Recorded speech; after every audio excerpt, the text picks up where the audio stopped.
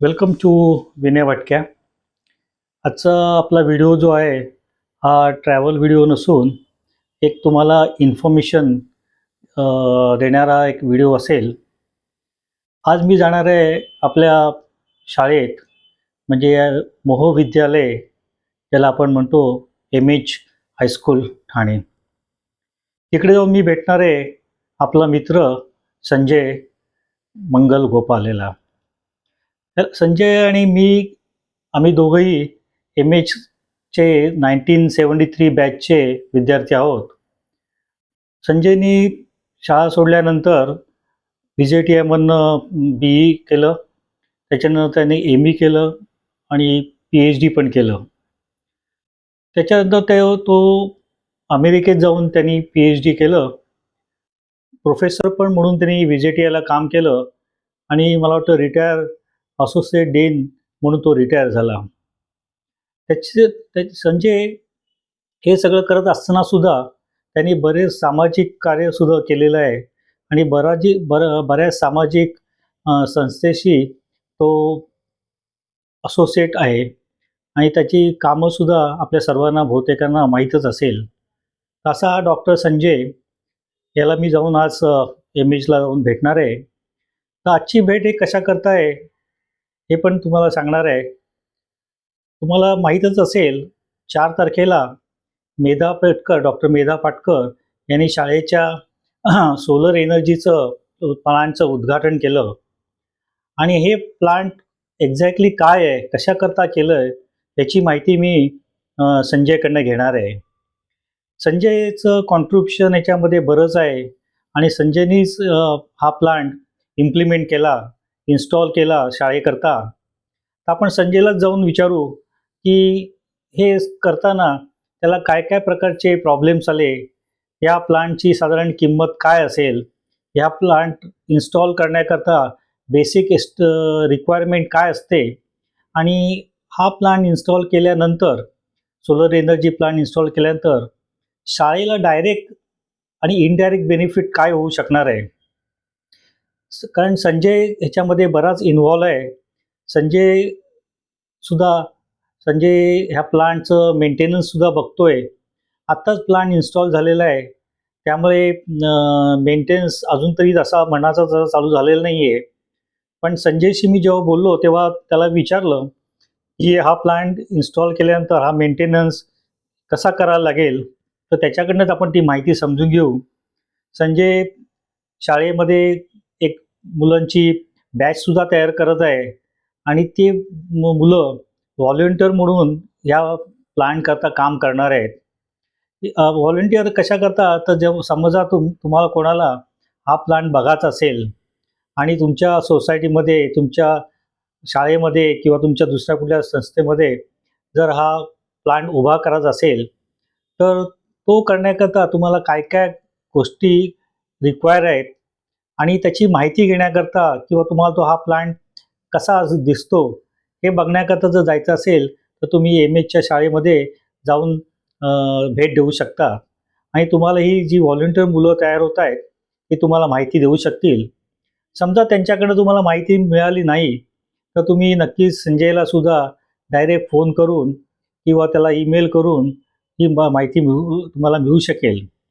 तर चला आपण जाऊया आता मोहविद्यालय एम-एचमध्ये आणि संजयशीच डायरेक्ट बोलू आणि त्याच्याचकडनं माहिती घेऊ की काय प्रकारची इन्फॉर्मेशन, काय प्रकारची एफर्ट्स तू टाकलेत हे प्लांट उभे करण्याकरता. आपण आलो आहेत शाळेमध्ये आणि आतमध्ये शिरल्यानंतर आपल्याला हा एक बोर्ड दिसतो. कुलकर्णी सरांच्या एस-व्ही कुलकर्णी सरांच्या नावाने ऊर्जा निर्मिती व जनजागृती केंद्र असा आपला बोर्ड दिसतो.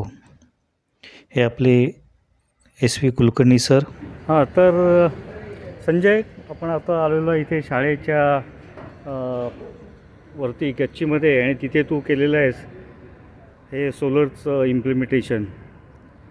तर तुला असं काय वाटतं आता, म्हणजे हे कशाकरता केलं, कधी केलं आणि साधारण ह्याचा फायदा आपल्याला किती होऊ शकेल शाळेच्या दृष्टीने, म्हणजे in terms of money also आणि लाँग टर्मच्या दृष्टीनेसुद्धा याचा किती फायदा होऊ शकतो शाळेच्या गोष्टीने, काय सांगू शकशील का? सोलर फोटोवोल्टाईक प्लांट बघितलास तर या प्लांटमध्ये 19.5 किलोवॅट इतकी वीज निर्मितीची क्षमता आहे. याचा अर्थ या प्लांटमधनं दररोज साधारणतः 80 युनिट वीज निर्मिती होऊ शकते आणि महिन्याला जवळजवळ 2,000 ते 2,500 युनिटची वीज निर्मिती होते. आणि आपल्या मोहविद्यालयाची ही जी इमारत आहे त्या सर्व इमारतीचा एकूण महिन्याचा विजेचा कन्झम्पशन जे आहे ते 4,500 युनिट्स आहे सर्वसाधारणपणे. म्हणजे त्याच्यातली जवळजवळ 50 ते 60% वीज ह्या एवढ्या एका प्लांटने आपण जनरेट करू शकतो. आणि तू बघितलंस तर मागे एवढी सगळी गच्ची आपली अजून मोकळी आहे शाळेची. त्या ठिकाणी जर प्लांट लावला तर आपल्या शाळेचा पूर्ण जो कन्झम्पशन आहे ते भागलं जाऊ शकतं.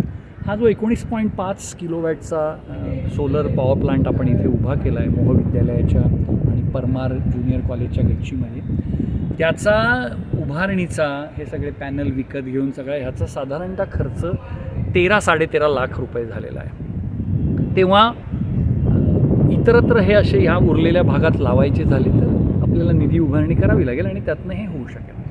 आता हा प्लांट का बसवला तर मोहविद्यालयाने आपल्या शाळेने जेव्हा शतकोत्तर रौप्य महोत्सव साजरं केलं, 125 वर्ष पूर्ण झाली त्यावेळेला, 7-8 वर्ष झाली, तेव्हा आपण सगळे पुन्हा शाळेशी जोडले गेलो होतो.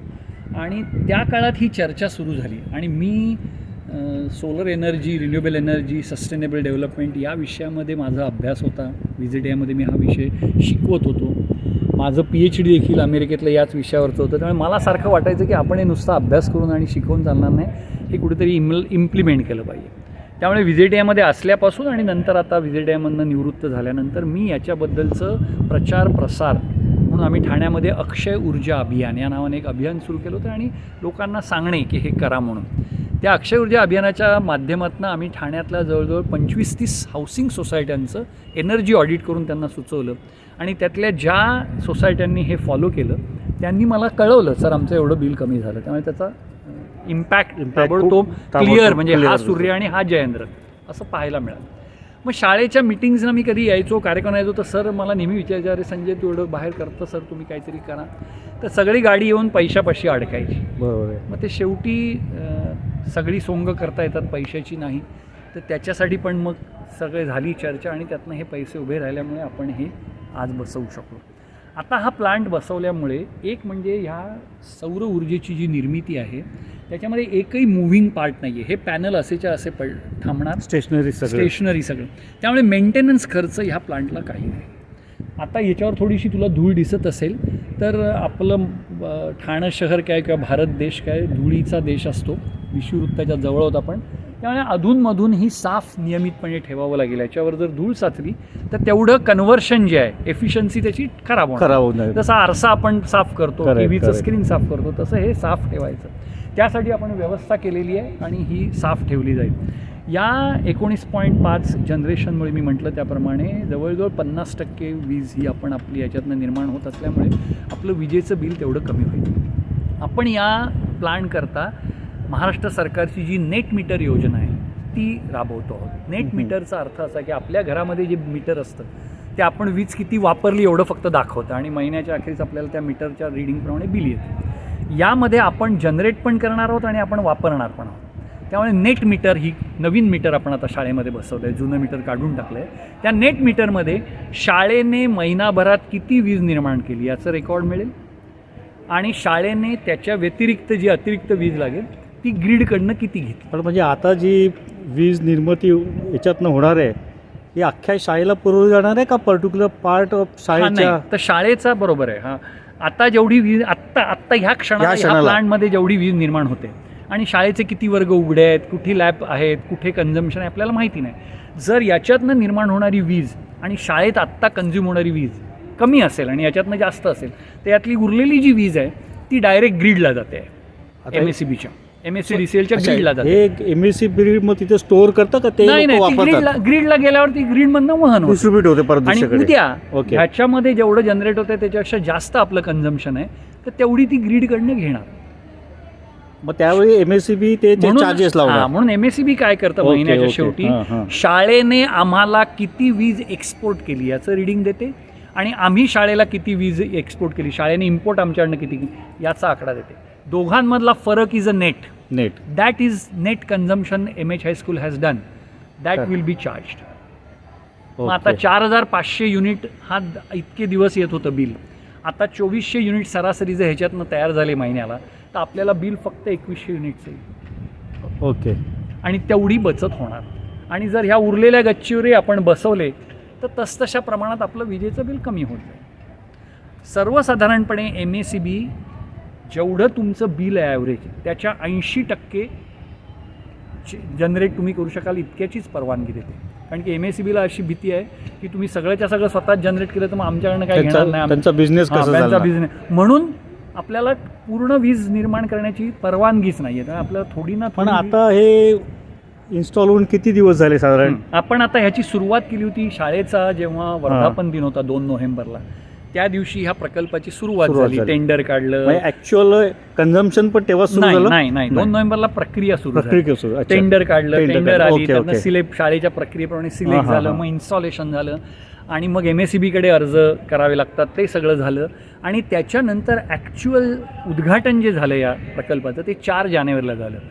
या क्षेत्रामध्ये ज्यांचं नाव आदराने घेतलं जातं पर्यावरणाच्या, त्या माझ्या सहकारी नेत्या मेधा पाटकर यांच्या हस्ते या प्रकल्पाचं 4 जानेवारी 2024ला उद्घाटन झालं. पण तोपर्यंतही आमचं प्लांट प्रॉपर जनरेशन सुरू झालं नव्हतं. ते 15 जानेवारीला झालं बरोबर. ह्या प्लांटमधली वीज निर्मिती ग्रीडशी कनेक्ट 15 जानेवारीला झाली, मकर संक्रांतीच्या दिवशी. मकर संक्रमण हे सूर्याचं संक्रमण मानलं जातं. मकर संक्रांतीनंतर दिवस वाढत जातो, ऊन जास्त पडतं, त्यामुळे एका अर्थाने त्या दिवसापासून ह्या वाढत्या उन्हाचा वापर वीज निर्मितीसाठी व्हायला लागला. खाली नेट मीटर बसलं शाळेचं आणि आता पुढच्या महिन्यामध्ये पहिलं बिल येईल नेट मीटरचं आणि त्याच्या पुढच्या महिन्यात मार्च महिन्यामध्ये पूर्ण महिन्याचं पहिलं बिल येईल. म्हणजे आपल्याला कल्पना येईल की एक्झॅक्ट किती आपण सेव्हिंग. आता म्हणजे आता सध्या आता विंटर चालू आहे, म्हणजे जेव्हा समर चालू होईल तेव्हा अजून तो ग्राफ तुला जास्त वाढेल. सरासरी 80 युनिट दिवसाला, पण एखाद दिवशी 85 युनिट वाढू जाऊ शकतात, एखाद दिवशी 70-72 युनिटही जनरेट होऊ शकतात डिपेंडिंग अपॉन द वेदर. या प्लांट बद्दल अजून एक गोष्ट मी तुला सांगतो. अनेक लोकांना वाटतं की पावसाळ्यात काय हे प्लांट उभं कसं. एक्झॅक्टली पावसाळ्यात शिक्षकही मला विचारायचे. तर आपण इतके वर्ष जगलो, तू मला सांग ठाण्यामध्ये 4 महिन्यापैकी सूर्य नसलेले दिवस किती आहेत पावसाळ्यातले? सरासरी 30 दिवस सूर्य नसतो सरासरी. तोही पूर्ण दिवस सूर्य नाही असं कधीच होत नाही. संततधार ज्याला म्हणतात ती फार तुरळक असते. त्यामुळे आपल्याला पावसाळ्यात देखील या प्लांटचं जनरेशन चांगलं होतं. उलट मेंटेनन्स करावं लागत नाही, प्लांट आपोआप स्वच्छ होऊन जातो पावसाच्या पाण्याने. त्यामुळे पावसाळ्यातही जनरेशन होईल या प्लांटमधनं, अशी याच्यामध्ये योजना आहे. ओके. पण आता ह्याचं मेंटेनन्स जर बघितलं तर मेंटेनन्स करता म्हणजे फार काय असा कष्ट आहे? काहीच नाही. पण ह्याच्याकरता म्हणजे तुमची टीम आहे का तुम्ही शाळेची टीम आम्ही उभारू शकता? आता हा नुसता प्लांट जर बघितला ना, हे पॅनल बघितले आणि लोक गेले, हां, याच्याने काय अर्थ नाही. म्हणून आम्ही हा प्लांट उभा करतानाच असं ठरवलं की इथे सौर ऊर्जा निर्मितीचं एक जागृती केंद्र, जनजागृती केंद्र चालू करायचं. आणि म्हणून इथे आपण एक गॅलरी उभारलेली आहे. त्याच्यामध्ये 15 पोस्टर 12 लावलेली आहेत. त्याच्यामध्ये सगळी ह्या प्रकल्पाविषयी आणि एकूण रिन्युएबल एनर्जी विषयी, त्याच्या आवश्यकतेविषयी संपूर्ण माहिती दिलेली आहे सामान्य माणसाला कळलेल्या पाहिजे. आणि ठाण्यातल्या शाळांनी, कॉलेजेसनी, हाऊसिंग सोसायटींनी, सिनियर सिटीजन्स क्लबनी, महिला मंडळांनी, बचत गटांनी, सरकारी अधिकाऱ्यांनी सगळ्यांनी ह्या केंद्राला भेट द्यावी, ते समजून घ्यावं. आणि ही ज्योत जी मेमेजच्या गच्चीत लागली आहे ती ज्योत से ज्योत जगाते चलो. सूर्य तर सगळ्या गच्च्यांवर पडतोय, फ्री आहे, कोणी त्याला अजून तरी किंमत लावलेली नाही सूर्याला, तर त्याचा फायदा सर्वांनी. पण आता ह्याचं जेव्हा तुम्ही एस्टिमेट करता, समजा आता दुसऱ्या शाळेमध्ये इन्स्टॉल करायचंय तर जनरली त्याचा प्री स्टडी काय केला जातो? म्हणजे एक म्हणजे तुमची गच्ची स्ट्रेंथ त्याला आहे की नाही. आता ह्याचं जे वजन आहे ही ही गच्ची पेलू शकते की नाही हे पहिलं तपासलं जातं. जर पेलू शकत नसेल तर त्याचं त्या पद्धतीचं एक रिट्रोफिटिंग करावं लागतं, त्याचा ॲडिशनल खर्च येतो. तर हे व्यवस्थित असल्यामुळे इथे काही करावं लागलं नाही, डायरेक्ट बसवलं गेलं. दुसरी एक भीती, इथे टॉप फ्लोअरला आपल्या शाळेच्या ह्या छपराच्या खाली हॉल आहे, लग्नाचे वगैरे कार्यक्रम होतात, त्याला भीती वाटायला लागली की हे बसवलं तर गळती बिळती होईल. अजिबात होत नाही. ह्याचं प्रॉपर फिटिंग केलेलं असल्यामुळे काहीही पावसाच्या काळात इथल्या छपरामधनं खाली गळती होणार पण मग आता हे जे इन्स्टॉल केले, हे जे हॉल आहे तिथूनचे लग्नाचे हॉल, त्याच्याकरता सुद्धा कन्झम्पशन इथनं जातं का नाही नाही, आपल्या शाळेचा हॉल जो आहे तो कमर्शियल त्याचं युनिट आहे त्याचं अच्छा, तो वेगळं. कमर्शियल हे म्हणून फक्त कन्सिडर हा, होतो, हे शाळेसाठी फक्त कन्झ्युम. शाळेकरता कन्झम्पशन आहे. पण Okay. जगभर आता तू फिरलायस, तुला मी सांगेन जगभरातली जी 5 स्टार हॉटेल आहेत त्या सगळ्यांना आपल्या हॉटेलमध्ये 24 तास गिऱ्हाईकांना गरम पाणी पुरवणं हे बंधनकारक आहे. सोलर मध्ये तिथे सगळीकडे सोलर प्लांट बसवले, कारण की जर विजेचा वापर आपण ग्रीडमधनं घेतला तर त्यांचं बिल कायच्या काय येईल. त्यामुळे हॉटेल इंडस्ट्रीमध्ये सर्वात जास्त solar already it is popular. आम्ही असं म्हणतोय की ठाण्यातल्या सर्व गच्च्यांवर, मुंबईच्या सर्व गच्च्यांवर जिथे सोलर रेडिएशन व्यवस्थित पोचतंय, काही गच्च्यांवर बसवता येत नाही कारण की तिथे झाडं खूप आहेत किंवा बाजूच्या इमारतीची सावली पडते. आता ह्या बघ, इथे अजिबात दिवसभरात सावली नाही, झाडं नाहीत, कोपऱ्यात काही नाहीये, थोडासा पार्ट सावलीचा येतोय, बस तेवढंच पण ऑब्स्ट्रक्शन बाकी काही नाही.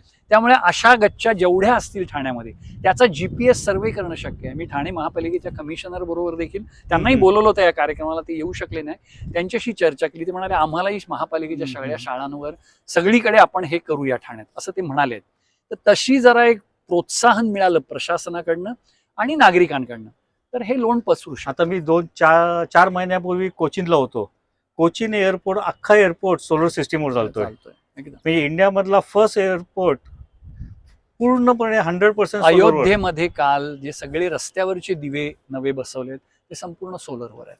त्यामुळे हे आता पसरत आहे लोण, कारण की भारत सरकारची जागतिक पातळीवर कमिटमेंट आहे की तुमच्या एकूण ऊर्जा निर्मितीपैकी certain percentage it must be renewable energy. हे आता बंधन जगांच्या, कारण की ह्याचा पर्यावरणीय मुद्दा काय आपण बचत बघितली, हे ह्याच्यामुळे carbon dioxide, carbon monoxide, green house gases, उष्णता काही निर्माण होत नाही. जे वीज, पेट्रोल किंवा डिझेल किंवा कोळसा वापरल्यावर होतं, हे सगळं बंद झाल्यामुळे आता जे ग्लोबल वॉर्मिंगचं संकट आहे, तापमान वाढीचं संकट आहे, अवेळी पाऊस येतो, थंडीचे लहर येतात, या सगळ्यावर आळा घालायचा असेल तर आता ऊर्जा निर्मितीमध्ये रिन्युएबल एनर्जीचा वापर वाढवणं आवश्यक आहे. हे इन्स्टॉल व्हायच्या अगोदर आपल्या शाळेमध्ये पूर्वीचं वायरिंग असायचं, सगळीकडनं फिरवलं असायचं. हे आल्यानंतर मग काय परत तुमचं रिइन्स्टॉलमेंटचं होतं वायरिंग नाही का? तुम्ही कनेक्ट एका पॉइंटला कनेक्ट करून मग परत ते रिडिस्ट्रिब्युशन तिथनंच होतं एक्झॅक्टली. आपण इथे एवढंच केलंय. हा प्लांट याचा अर्थ असा हा, की आपण कुठल्या तरी पॉवर प्लांट मध्ये जनरेट होणारी वीज जी तारांमधनं वाहून इनपुट आपल्याकडे जेव्हा येतो तो तारापूरवरनं येत असेल, Correct. खोपोलीवरनं येत असेल, आपल्याकडे भरपूर पॉवर, आता आपण आपला पॉवर प्लांट आपल्या डोक्यावर बसवलाय आणि तिथून येणारी वीज आपण त्याच वायरमधनं पसरवणार. वायरिंगचा वेगळा म्हणजे जसं आपण केबल इन्स्टॉल करतो टीव्हीला, तो येऊन इन्स्टॉलेशन तसं काही नाही, काहीच ऑलरेडी तुझा इनपुट आहे, मीटर फक्त बदलला आपण. मीटर फक्त कारण की बदललं. ते जुनं मीटर आहे ते एक 1 वे होतं, आता 2 वे मीटरची गरज होती. आणि ही जी पॉवर आहे ही डीसी पॉवर आहे, ती इथे सगळं आपल्याला एसी पॉवर असते, त्यामुळे खाली एक इन्व्हर्टर बसवलाय. DC power gets converted into AC. आणि in case suppose by mistake काय होत नाही, पण समजा काय झालं तर तुमचं MSCBचं तो घेतच राहणार. म्हणजे ऍट एनी स्टेज आपल्याला काहीच त्रास नाही. कुठलंही डिस्टर्बशन होऊ शकत नाही शाळेला, काही नाही. आणखी नाही की आता हे जवळजवळ 5व्या मजल्यावर आपण उभे आहोत. इथे कोणाचा दगड पडला, कुठे काही अशी शक्यता नाही. झाडं नाही आहेत आजूबाजूला, एखादं फळ पडलं, पालापाचोळा, त्यामुळे ही सेफ आहे गच्ची एकदम आपल्या शाळेची. पण समजा असं जर झालं, एखादा कोणी दगड फेकला, काही झालं तर एखादं माकडं, काय ठिकाणी माकडं असतात, ते त्याच्यावर उड्या मारतात, तर तिथे आपल्याला काळजी वेगळी घ्यावी लागते, प्रोटेक्शन प्रोव्हाइड करावं लागतं. नाहीतर ह्या सेलवर जर दगड पडला आणि हा सेल तुटला फुटला तर तेवढं ते सगळं डिस्टर्ब होतं. त्याची मेंटेनन्सचा मग वेगळ्या पद्धतीने विचार करावा लागतो. नाही म्हणजे आता थोडक्यात समजा हे किती 12-15 पॅनल्स असतील टोटल ही लावलेली, त्याच्यातला ही सिरीज मध्ये आहेत की हे इंडिव्हिज्युअल जनरेट करतं, किंवा एखादा जर मधला बंद पडला? नाही, सिरीज मध्ये आहे. म्हणजे एखादा जर बंद पडला तर ती अख्खी लाईन बंद पडू शकते? नाही, तो मुद्दा नाहीये. त्याच्यावरचा तिथलं जनरेशन कमी होणार, त्या बाकीची जनरेट करत राहणार आणि ते पास ऑन करत राहणार. म्हणजे एखाद 2 जरी बंद पडले, येस, ते डिपेंड्स तुम्ही कसं करणार जॉईन केलंय. नाही म्हणजे एखादा काही दगड पडला, आपण जे म्हणत होतो तसं इथे सेफ आहे. नाही, इथे नसेल तरी दुसरीकडे. आता आम्ही काल दापोलीला होतो, तिथे बघितलं तर माकडं कच्चीत खूप उड्या मारत होती. म्हणजे एखादं जरी बंद पडलं तरी बाकी ह्याला काही फरक पडत नाही. अनइंटरप्टेड तुझी वीज ही चालूच राहणार आहे सगळे. पण मग हे जेव्हा कॉस्टिंग होतं, हे कॉस्टिंग का बेसिसवर कॉस्टिंग होतं? तुम्ही म्हणजे ह्याचं हे जे पॅनल्स आहेत ना, ह्याचं जे मार्केटमध्ये व्हॅल्यू आहे त्याप्रमाणे we have to pay. Right. आणि आता सध्या ह्या पॅनलमध्ये 2 क्रांत्या घडत आहेत. एक, सोलरच्या जे रिसर्च चालू आहेत पॅनलचे, त्याच्यामध्ये ह्या पॅनलची जी एफिशियन्सी आहे ती रोज वाढते आहे. चांगले चांगले पॅनल बाजारात येत आहेत. एफिशियन्सी वाढते याचा अर्थ आता जेवढ्या विजेवर आता जर हे 80 युनिट बनवतं दिवसाला, चांगले पॅनल आले आणखीन तर 90 युनिट मिळू शकतील. हा एक भाग. आणि दुसरं, ह्या पॅनलचे जे सेल आहेत त्याचा खर्च कमी होत चाललाय.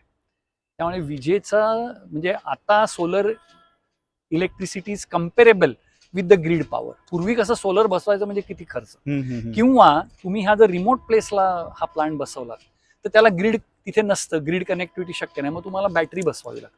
बॅटरीचा खर्च वाढतो, बॅटरीचा मेंटेनन्स वाढतो, जो शहरांमध्ये जिथे ग्रीड कनेक्टिव्हिटी आहे तिथे प्रश्न येतो. आणि मी माझ्या संशोधनामध्ये हा आग्रहाने मुद्दा मांडला की सोलर एनर्जीचा वापर, रिन्युएबल एनर्जीचा वापर, जनरली आपण म्हणतो की तो खेडोपाडी पाड्यांवर जिथे वीज नाही तिथे बसवा, नाही, ह्याचा वापर शहरात व्हायला पाहिजे. कारण की विजेचा वारेमाप वापर आणि उधळपट्टी शहरात होते. शहरवासियांनी आपली वीज आपण निर्माण करू, ग्रीडवर ताण देणार नाही असं ठरवलं तर त्या ग्रीडमधली वीज मग वहाडूला, डहाणूला, मोखाड्याला, वाड्याला मिळेल आणि त्यांचं निर्भेद चालू शकतं. आणि इथे मेंटेनन्स, काळजी घेणं हे सगळं सोपं आहे. शहरामध्ये तर काही प्रॉब्लेम काहीच नाही. पण आता पूर्वी बघितलं ना आपण, जेव्हा कॉम्प्युटर चालू केले होते 20-25 मोठमोठाले कॉम्प्युटर असायचे, आता ते चिपमध्ये. तसंच ह्याच्यात सुद्धा इन फ्युचर होऊ शकेल की ह्या जे 10 पॅनल लावले त्याच्याऐवजी एक छोटासा चिप सारखं काहीतरी येऊ शकेल, होऊ शकेल की त्याच्यामुळे तुमची जागा पण ऑक्युपाय होणार नाही, एफिशियन्सी वाढेल आणि परफॉर्मन्स पण चांगला होऊ शकेल, हे सुद्धा होऊ शकेल. तर मग एकंदरीत हा जो सगळा खर्च मग जो आपण मगाशी बोलवतो तो शाळेनी काही केलं नाही की तुझ्या स्वतःच्या तू? ते महत्वाचं नाहीये विनय. आम्हाला आमच्या कुटुंबियांमध्ये असं वाटलं की बाबा माझा मुलगा परदेशी असतो, सून परदेशी असते, तर आम्ही आमच्या बचतीकडे लक्ष दिलं. आणि जेव्हा शाळेत वारंवार मीटिंगमध्ये हा अडचण येत होती की काय करायचं, आम्ही आमच्या कुटुंबियांमध्ये बोलवतो तर सगळे म्हणाले बाबा तुम्हाला एवढं ह्याचं पॅशन आहे तर आपण हे करूया. ओके. आणि म्हणून मग ते ठरवलं आम्ही एक रकमी डोनेशन. करेक्ट. पण त्याच्यात तुला तर फायदा आता पुढच्या वर्षीपासून शाळेला पण वाटू लागेल आणि मग त्याच्यात या महिन्यापासून शाळेचं बिल आता कमी होणार विजेचं, तो काय प्रॉब्लेम पण अजून आत्ताच बसवलाय, त्यामुळे अजून एक 5-6 महिने तरी प्रत्येक सीझनचं कंपॅरिझन जेव्हा करून मग वर्षाच्या अखेरीला आपल्याला पूर्ण शाळेला पण तेव्हा नक्की कळेल आणि त्याचा फायदा तुम्ही दुसऱ्या शाळेंना सुद्धा प्रेझेंटेशन मध्ये देऊ शकाल की किती होतं, काय होतं. म्हणजे ही वन टाइम इन्स्टॉलमेंटची कॉस्ट जर काढली थोडीशी जास्त आहे आता सध्या, तर अदरवाईज वन टाइम इन्स्टॉलमेंट आहे सुरुवातीला, पण त्यातनं रिटर्न जे आहेत ना, 1-2-3 वर्षामध्ये हा प्लांट सेल्फ सफिशियंट होतो. Return investment payback period is very 3 years maximum. पण अजून जशी टेक्नॉलॉजी वाढेल तर अजून ते कमीच होत जाईल दिवसेंदिवस. कारण आपल्याकडे एवढं ऊन आहे. आता मी परवा चायनाच्या एक माझा मित्र आला होता बघा, तो चायनाच्या सगळ्या रस्त्यावर, हायवेवर प्रत्येक पोलवर सोलर लावलेलं आहे आणि त्याच्यावरच ते जनरेट करत असतात. पण मग आता हे लग्नाचं जेव्हा मोठमोठे हे असतात इथे, तर ते सुद्धा हे होऊ शकेल. ते कमर्शियल मीटरसाठी वेगळी तरतूद आहे, ते होऊ शकेल ना. नाही तेवढी ते लोड घेऊ शकतात. हो. सी, लोडचा विषय नाहीये. We are generating the power and supplying it to the. नाही, लोड इन द सेन्स आता येई जनरेट करायला तुला एवढे पॅनल लागले, तेवढे जास्त पॅनल, म्हणजे तुला तेवढी ती एरिया पण तुला इन्स्टॉल करण्याकरता पाहिजे. मी ज्या सोसायटीत राहतो माजिवड्याला, रुस्तुमजी सोसायटीमध्ये, तिथे आमच्या गच्चीवर हे आम्ही ऑलरेडी बसवले. आता आम्ही आमच्या कंपाऊंड वॉलवर हे बसवायचं म्हणतो. आणखीन जनरेशन, जिथे बॅरन लँड आहे तिथे जमिनीवर हे इन्स्टॉल होऊ शकतात. तेव्हा अनेक प्रकार आहेत. मी तुला बोललो कोचीला विमानतळाच्या बाहेर एक मोठी जागा आहे, तिथे असे ह्यूज पॅनल लावलेले आहेत. साक्रीला, धुळ्याजवळ साक्रीला महाराष्ट्र शासनाचा असा मोठा प्लांट आहे, जमिनीवरचे पॅनल आहेत. ओके. मग तुझं आता ओव्हरऑल ऍडवाइस काय राहील सगळ्या शाळांना? की सगळ्या नुसत्या शाळांना नाही, मी तर म्हणतोय आपल्या ठाणे महापालिकेचं जे मुख्यालय आहे पाचपाखाडीचं, तिथे ऑलरेडी सोलर प्लांट आहे. आपल्या ठाण्याचं जे जिल्हाधिकारी कार्यालय आहे तिथे वरती सोलर इन्स्टॉलेशन आहे. लोकांना माहिती नाहीये, तेव्हा हे प्लांट, म्हणून आम्ही हे जनजागृती केंद्र सुरू केलं. या बघा, हे समजून घ्या, याच्यातलं कॉस्टिंग समजून घ्या आणि प्रत्येकाने ज्याच्याकडे आपलं छप्पर आहे, आता हाऊसिंग सोसायट्यांमध्ये सोसायटीला निर्णय करावा लागेल आणि मग सोसायटीचं जे कॉमन कन्झम्पशन आहे, म्हणजे स्टेअरकेस लाइटिंग, बागेचं लाइटिंग, वॉटर लिफ्टिंग पंप, ह्याच्यासाठी हाऊसिंग सोसायटीला जे भरावे लागतात पैसे, म्हणजे सगळ्या प्रत्येक मेंबरला द्यावे लागतात, ते कमी होऊ शकतं.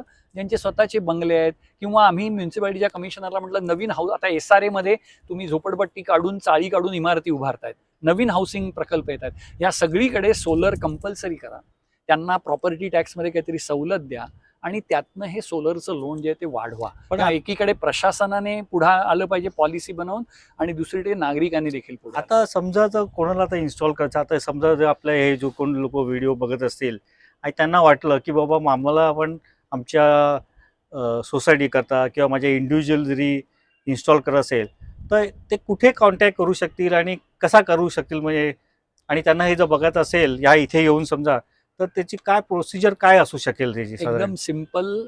माझा नंबर मी सांगतो, मला कधीही व्हॉट्सअपवर मेसेज पाठवा, I will come back to you. माझा नंबर आहे 9869984803. ओके, 9869984803. स्क्रीनवर पण तुम्हाला दिसेल तो 03. या नंबरवर तुम्ही व्हॉट्सअप मेसेज करा, तुमचे तपशील लिहा, मी तुम्हाला कॉल बॅक करेन. शाळेमध्ये तुम्ही हा प्रकल्प पाहायला येणार असाल आणि आपण आता खाली गॅलरी बघू, ती गॅलरी तुम्हाला पाहायची असेल तर तुम्ही मला कळवलं तर मी शाळेला कळवेन, तुमची भेटीची व्यवस्था करेन आणि आपल्या शाळेचे विद्यार्थी आणि शिक्षक यांनी स्वतःहून या प्रकल्पामध्ये काम करायला व्हॉलेंटियर झालेत, ते तुम्हाला हे सगळ्या प्रकल्प दाखवायला उपलब्ध असतील. म्हणजे शाळेचे व्हॉलेंटियर सुद्धा आता आपण बघितलं ती बॅच तयार होते, येस, तसे 2-2, 4-4 मुलं येऊन तुम्हाला त्यांच्या परीने जेवढं अंडरस्टँडिंग आहे तेवढं ते एक्सप्लेन करतील. राहिलेल्या गोष्टी तू सगळं सांगितलं रजिस्टरमध्ये लिहून ठेवा आणि तुला जर सुद्धा डायरेक्ट कॉन्टॅक्ट केला तर व्हिडिओ कॉलनी सुद्धा तू त्यांना माहिती देऊ शकेल. तर थोडक्यात आता हे एवढं कॉम्प्लिकेटेड इश्यू झालेला नाहीये, जिथे पाहिजे तिथे तू आरामात त्यांना आणि सर्व्हिस देऊ शकतो. व्यवसाय म्हणून करत नाहीये. मी विजेडिया मधनं रिटायर झालेलो आहे प्रोफेसर, मला निवृत्ती वेतन माझ्यापुरतं मिळतं. मी हे पॅशन म्हणून आणि मोफत हे सगळं काम करतो, माझी फी नाही काहीही. पण समजा तर हे आता मेंटेनन्स ह्याचे जे पार्ट्स आहेत हे सगळे आपले इंडियन बनवले आहेत का इम्पोर्टेड आहेत? सुरुवातीला इम्पोर्टेड होते, आता इम्पोर्टेड पण आहे आणि इंडियन पण आहेत आणि आता भारत सरकारच्या योजनेप्रमाणे इंडियन पार्ट्सना जास्त सवलती मिळालेल्या आहेत, इंडियन प्रोड्युसर्सना. तर तो सरकारच्या लेवलवरचे जे पॉलिसी मेकिंग आहे ते सुरू आहे to promote more and more local products. पण म्हणजे जर समजा इन केस काय प्रॉब्लेम झाला, मेजर प्रॉब्लेम झाला तर तसा रिपेअरिंगचा त्या सोसायटीला किंवा मालकाला काही करावं लागत नाही. जो कॉन्ट्रॅक्टर असतो, जो हे करून देतो, त्याला बंधनकारक आहे, त्याच्यावर बंधनकारक आहे की त्याला वॉरंटी पिरियडमध्ये he has to be. Warranty जाऊन दे, वॉरंटी संपली, वॉरंटी 5 वर्षाची आहे. 5 वर्षामध्ये त्याच्यानंतर लागलं तर हे असे सर्व्हिस अजून इम्प्रुव्हमेंट होत जाणार आहे. आणि जसं मग अशी आपण बोललो की इन केस जरी कुठे काय बंद पडला, कुठे तुटलं, दगड बसला तरी तुझा ऑल्टरनेट तो MSCB कडनं खेचू शकतो. म्हणजे तुझ्या घरात ऍज कधीही इंटरप्शन होऊ शकणार नाही. इनफॅक्ट तुला हे फायदाच देऊ जाणार आहे इन फ्युचर. करेक्ट, गुड डोर रे, छान केलं. म्हणून तर मी म्हटलं आज संजय तुझ्याकडे येऊ, तुमच्याकडनं माहिती घेऊया. आणि या भटकंतीमध्ये तू ही पण ऍड केलीस, थँक्यू व्हेरी मच. हो, कारण मला बरेच दिवस सांगत होतं की आपला कोणतरी करतोय आणि याच्याबद्दल माहिती कोणाला नाहीये, तर का नाही आपला चॅनल थोडंसं जे कोण लोक बसतायत 400-500 लोक जरी बघत असेल त्यांनी जरी फॉरवर्ड केला, या निमित्ताने तुझं चॅनल अधिक लोकांपर्यंत पोहोचो. जिंदाबाद. बस बस, थँक्यू व्हेरी मच.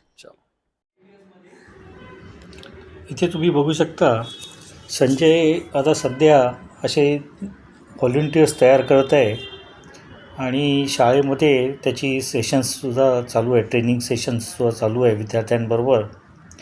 तो विद्यार्थी असं तयार करतील आणि हे विद्यार्थी याच्यातले बॅच वाईज जर तुम्हाला कधी शाळेमध्ये हा प्लांट बघायचा असेल किंवा तुमच्या सोसायटीतल्या लोकांना बघायचं असेल, दुसऱ्या इन्स्टिट्यूटच्या लोकांना बघायचं असेल तर ही मुलं तुम्हाला मदत करतील. आणि त्या सेशनमध्ये सुद्धा तो सांगत आहे की जर विद्यार्थ्यांना जे पाहुणे आलेत त्यांची जर क्वेश्चन्स जे असेल त्याची उत्तरं जर देता येत नसतील तर ते पाहुणे तिथे एक रजिस्टर असेल, त्या रजिस्टरमध्ये ते नोंदी करून ठेवतील आणि नंतर संजय डायरेक्ट त्यांच्याशी बोलून त्यांचे प्रॉब्लेम सॉल्व करू शकेल. तर अशी बरेचसे उपक्रम चालू आहेत ह्या प्लांट करता. तर थँक्स संजयच्यामुळे आपल्याला ही बरीचशी माहिती मिळाली. आता मुलंसुद्धा तयार होत आहेत आणि ह्याच्यापुढे जर तुम्ही शाळेमध्ये येणार असाल तर नक्कीच तुम्हाला ही मुलं मदत करतील. Thank you very much. Thanks for watching.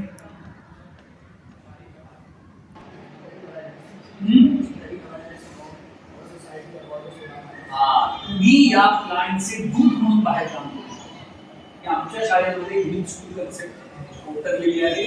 आम्ही आमचं अर्ध्याहून अधिक बिल आता सूर्यापासून जनरेट करतो. तुम्ही बघायला आहे किंवा प्रचार प्रसार हा तुम्हाला शाळेच्या बाहेर करता येईल. आणि तुम्हाला मॅडम नाही सांगते, आमच्या सोसायटीतले 50 जण आज प्लांट बघायला आहे, बरोबर. तर तुम्हालाही ह्याचा प्रचार प्रसार करायचा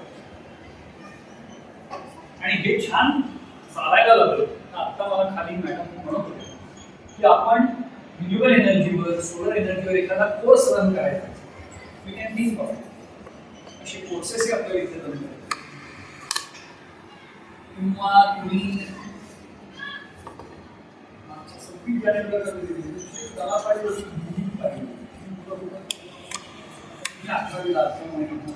कधी आपण बाहेर असं पेढी शाळा काढते, तसं आपण एका दिवशी सौर ऊर्जा देवी असं काहीतरी ठाण्यामध्ये काढायची एमएच्या मुलांनी असं म्हणतो. आपण अजून एक कार्यक्रम ठरवलाय की हा शाळांना आणि कॉलेजेसना पत्र लिहिलं की या ऊर्जेच्या प्रश्नावर तुम्हाला एक चर्चासत्र घडवायचं असेल तर तुम्ही हे झालं, आम्ही तुम्ही एकत्र बसून ही चर्चा असे वेगवेगळे कार्यक्रम आपल्याला करतो. त्या सगळ्या कार्यक्रमांचे तुम्ही फोर रनर पुढे आहात. That is the meaning of calling. जमेल नाही करायला आवडेल, बोलावं लागेल, उभं राहावं लागेल, समजून घ्यावं लागेल, वाचावं लागेल आणि अधिकारी लोकांकडे आणि मला यातलं सगळं कळतं, तुम्ही या असा हा म्हणायचा माहिती सांगतो. जे समजणार नाही तुम्ही विचार.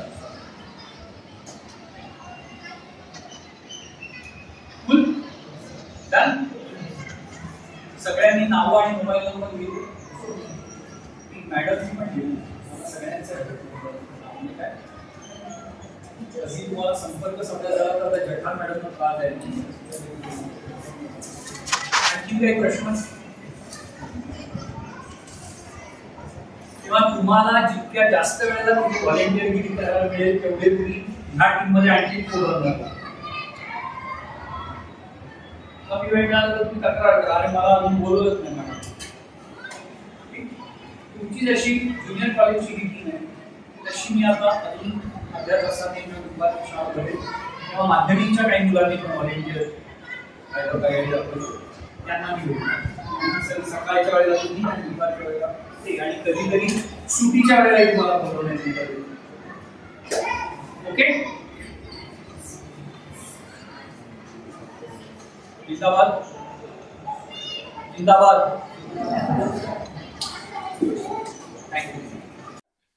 आत्ताच आपण संजयशी सगळं बोलणं केलेलं आहे. तर तुम्हाला जर समजा याच्यामध्ये काही विचारायचं असेल, तुम्हाला काय प्रॉब्लेम्स याच्यात असतील किंवा तुम्हाला एखाद्या गोष्टीबरोबर अजून माहिती पाहिजे असेल तर तुम्ही नक्की संजयला फोन करून विचारू शकता.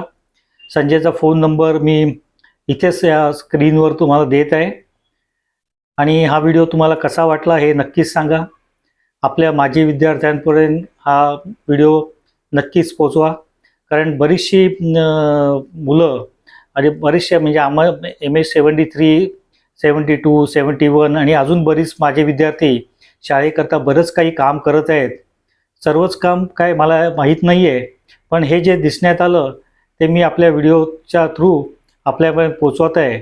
असं जर आपलं काय काम असेल तर आपण अजून एक व्हिडिओ करू आणि शाळेकरता काय मुलं आपली माझे विद्यार्थी काय काय कॉन्ट्रिब्युशन करत आहेत याचीसुद्धा माहिती आपण आपल्या सगळ्या माझे विद्यार्थ्यांना देऊ.